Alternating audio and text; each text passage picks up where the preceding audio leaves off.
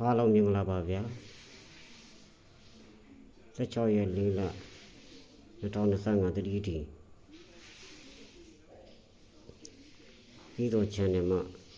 ဗီဒီယိုဖြင့်ပြသပေးသွားပါမယ်ကျွန်တော်ရဲ့ဒီတော့ channel ကို subscribe လုပ်ထားပါဦးတောင်းဆိုပါတယ်ဗျာ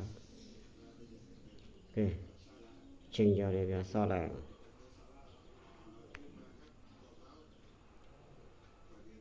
ထိတ်အလဲပိတ်ရှာပြပေးပါမယ်ထိတ်အလဲပိတ်သုံးပင်တစ်ဖြတ်ဆက်ပြီးရင်သုံးခြင်းမြောက်ကဲပထမတစ်ကတ်ကိုကြည့်မယ်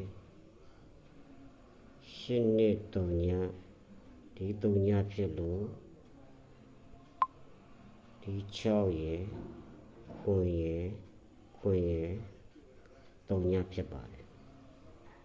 ကဲဒုတိယကဆက်ကြည့်လိုက်ခွင်3ခွင်7ခွင်မလို့ဒီ9ရာက3ညအလဲတန်းရယ်ဒုတိယကမှာထက်မဲ့8ထိပ်စီရယ်9ခါရယ်7ခွင်ဖြစ်ပါတယ်ကဲတတိယကမှာလေသူကအခု9ရယ်6ရယ်8ရယ်19ကို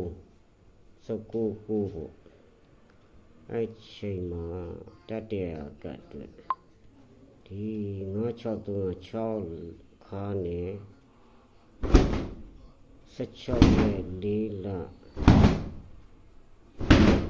2025မှာထွက်မဲ့ထိပ်စီးရယ်ခါရယ်ပေါင်းရင်9ဖြစ်ရပါမယ်9ဆိုတော့6ရှိပြီးသားဆိုတော့ထိပ်စီးခါက3ဖြစ်ရပါမယ်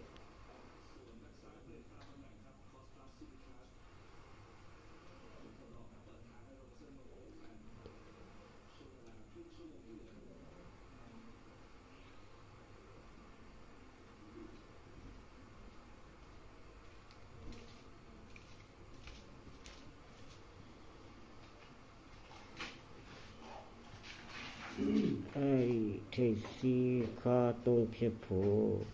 နောက်ပိတ်နဲ့ပထမကတ်ကိုနောက်ပိတ်နဲ့ချုပ်ပြီးတော့ပြပါမယ်ဇောင်းပေါင်းခြင်း8ရယ်